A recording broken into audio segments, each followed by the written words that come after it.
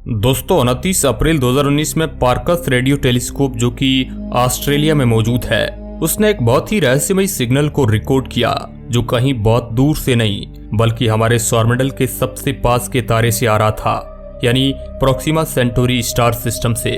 वैज्ञानिक रोज ही किसी न किसी सिग्नल को अंतरिक्ष से रिकॉर्ड करते रहते हैं और सिर्फ रिकॉर्ड ही नहीं बल्कि कई सारी चीजों को अंतरिक्ष में भेजा भी करते हैं और इनमें सिग्नल भी शामिल होते हैं। कई सिग्नल में हमारी पृथ्वी के बारे में जानकारी दी होती है जो रेडियो वेव्स के रूप में ट्रांसफर की जाती है। वॉयेजर 1 स्पेसक्राफ्ट में भी ऐसे ही एक हिंट को रखा गया था जिसमें अगर वह कभी किसी एलियन सिविलाइजेशन को मिलता है तो वह उस चीज को समझ पाए कि वह यान कहां से आया है और उसे किसने भेजा है। ऐसे कई सारे सिग्नल वैज्ञानिकों को मिलते रहते हैं और कहीं ना कहीं वह भी इस बात के लिए उत्सुक रहते हैं कि उन्हें भी किसी एक्स्ट्रा टेरेस्ट्रियल सिविलाइजेशन से कोई सिग्नल मिले, यानी कोई एलियन सभ्यता उन्हें भी सिग्नल भेजे। खैर, आज के इस वीडियो में हम आपको इन्हीं सिग्नल के बारे में बहुत जरूरी और महत्वपूर्ण जानकारी देने वाले हैं, इसलिए इस वीडियो को अंत तक जरूर देखिएगा। हेलो दोस्तों, मैं हूं आपका दोस्त सुरेश सांचोरी और आप रहस्य टेलीविजन यूट्यूब चैनल देख रहे हैं। आइए जानते हैं अंतरिक्ष की तलाठी से आने वाले इन रहस्यमय सिग्नलों के बारे में। वैज्ञानिकों द्वारा कई सालों से सेटी प्रोजेक्ट को चलाया जा रहा है जिसमें हमारे अंतरिक्ष में मौजूद एलियन सिविलाइजेशन को ढूंढने की कोशिश की जाती है। अब आपके दिमाग में यह सवाल आ सकता है कि कैसे आखिर ये वैज्ञानिक इन सिग्नल्स को कैच कर लेते हैं। दरअसल हमने आपको जिस सेटी प्रोजेक्ट के बारे में आपको बताया है उसका मतलब होता है search for extra terrestrial intelligence, यानी ऐसे लोगों को ढूंढना जो हमसे मेल नहीं खाते हो, यानी सीधी भाषा में बोले तो एलियन को ढूंढना। इसी मिशन के तहत कई सारे टेलीस्कोप को स्थापित किया गया है और सबसे ज्यादा अमेरिका में ही मौजूद है, जहां पर तकरीबन 20 बहुत ही विशाल टेलीस्कोप का एक ग्रुप है और इनमें से हर एक टेलीस्कोप करीब 20-20 फीट का है। इसमें रेडियो रिसीवर लगे हुए हैं जिससे अंतरिक्ष से आने वाली छोटी सी भी रेडियो वेव इनके द्वारा कैच कर ली जाती है और फिर वैज्ञानिक उस पर अच्छे से रिसर्च करते हैं और ये पता लगाते हैं कि वह अंतरिक्ष के किस भाग से आई है और वह कितने सालों से चली आ रही है। इस प्रोजेक्ट के भाग में एक और टेलीस्कोप है जिसका नाम है BLC-1 और यह ऑस्ट्रेलिया में मौजूद है। इसी ने हमारे सबसे पास के तारे से आने वाली रेडियो वेव्स को डिस्कवर किया जिसका नाम है प्रोक्सिमा सेंटोरी।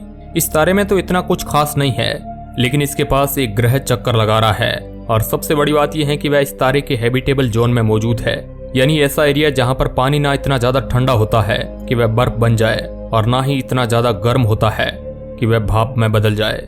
आइए अब जानते हैं कि ये सिग्नल आखिर डिकोड कैसे किए जाते हैं, यानी वैज्ञानिक आखिर इन्हें कैसे सुनने और समझने लायक बनाते हैं। जिस सिग्नल के बारे में हमने आपको बताया है कि वह इस प्रोक्सिमा सेंटोरी से आया था, उसे 1 साल तक आर्काइव में रखा गया था और उसके बाद उसे निकालकर अक्टूबर 2020 में समझा गया और तब पता चला कि वह तो बिल्कुल एक प्लेन सिग्नल था जो धीरे धीरे धुंधला हो रहा था और फिर से धीरे धीरे बाहर को सुनाई दे रहा था। इससे यह पता चला कि वह किसी ग्रह से आ रहा है, क्योंकि ग्रह के साथ ही ऐसा हो सकता है। दरअसल जब भी कोई ग्रह तारे का चक्कर लगाता है तो एक समय ऐसा आता है जब वह पृथ्वी से दूर होता है और एक समय ऐसा आता है जब वह पृथ्वी के पास होता है और इन्हीं दोनों अलग अलग जगहों की वजह से यह वेव डिफरेंट आता है। दोस्तों, वैज्ञानिक इतने सारे सिग्नल को अंतरिक्ष से कैच करते हैं जितना आप सोच भी नहीं सकते हैं। अंतरिक्ष में ना जाने ऐसे कितने सारे पिंड मौजूद है जो रेडियो वेव्स बहुत भारी मात्रा में बाहर छोड़ते हैं और इनका सबसे आम एग्जाम्पल है GRB यानी गामा रे बर्स्ट और पल्सर। अगर आपको नहीं पता हो तो बता दें कि पल्सर एक तरह का न्यूट्रॉन तारा होता है जिसके ध्रुव से बहुत भारी मात्रा में रेडियो वेव्स निकलती है। अब क्योंकि यह तारा बहुत तेजी से घूमता है इसलिए यह पल्स करता है और इसलिए इसका नाम पल्सर रखा गया। वैज्ञानिक अब ऐसी टेक्नोलॉजी को डेवलप कर चुके हैं जिससे अंतरिक्ष में मौजूद पिंड से आने वाले सिग्नल अलग हो जाते हैं और कुछ अलग तरह के सिग्नल पूरी तरह से अलग कंपार्टमेंट में स्टोर किए जाते हैं। ये करना जरूरी इसलिए है ताकि एलियन सिविलाइजेशन पर रिसर्च करने वाले लोग उन सिग्नल को आसानी से अलग कर पाए और उन पर अपनी रिसर्च कर पाए। ऐसे सिग्नल को कहा जाता है नैरो बैंड सिग्नल। वैज्ञानिक मानते हैं कि ये सिग्नल किसी ऐसे यान से निकल सकते हैं जो एलियन सिविलाइजेशन ने बनाया हो और जैसे जैसे वह अंतरिक्ष में आगे बढ़ेगा या कहीं भी जाएगा तो उससे निकलने वाली रेडियो वेव्स इसी सिग्नल की कैटेगरी में आएगी। एक बार में तो बहुत लगातार चलने वाले सिग्नल को भी कैच किया जाता था जो अभी तक का सबसे स्टेबल सिग्नल था, यानी उसमें जरा सा भी ग्लिच नहीं आया था।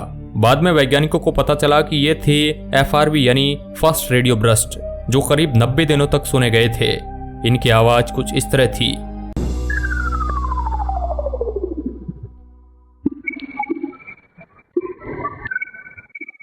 वैज्ञानिक ऐसा मानते हैं कि मैग्रेटर से निकलने वाले सिग्नल बिल्कुल एलियन सिविलाइजेशन के द्वारा भेजे गए सिग्नल जैसे हो सकते हैं।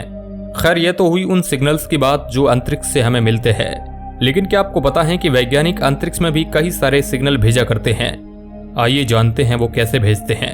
पृथ्वी से सबसे पहले सिग्नल को अंतरिक्ष में 1974 में भेजा गया था और ये अरेसीबो लेबोरेटरी के वैज्ञानिकों ने किया था। ये सिग्नल एक बाइनरी कोड में बना हुआ था और अगर ये किसी को मिलता है और वह इसे सॉल्व कर लेते हैं तो उन्हें कुछ इस तरह की तस्वीर अपने सामने दिखाई देगी। इस तस्वीर में तो हर चीज दिखाई गई है जो हम इंसान हैं। जरूरी बात यह है कि इसमें इंसानों को दिखाया गया है जिससे वह समझ पाएंगे कि यह किसी ऐसी सभ्यता से आया है जो कुछ ऐसी दिखती है।